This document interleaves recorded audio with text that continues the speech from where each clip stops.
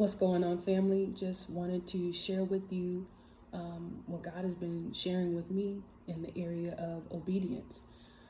Lately, He's been dealing with me about the importance to follow instructions and directions just the way He lays them out to me, not to add anything to it, not to take anything away from it, but just do what I tell you to do, the way I tell you to do it.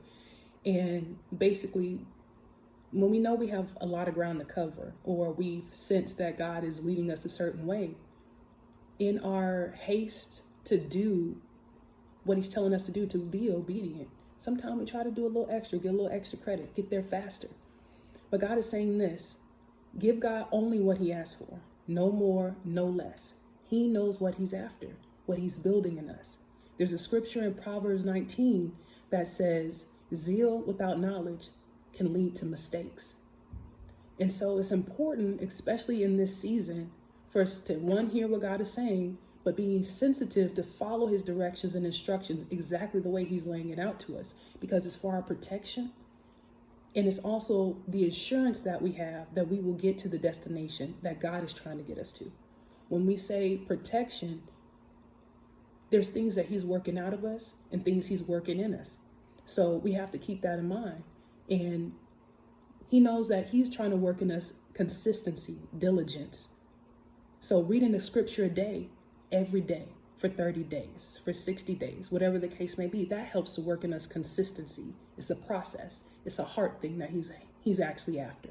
He's not always interested in just getting you to where you think He's trying to take you. At the same time, you don't really know where He's trying to take you. You have an idea, but you don't know.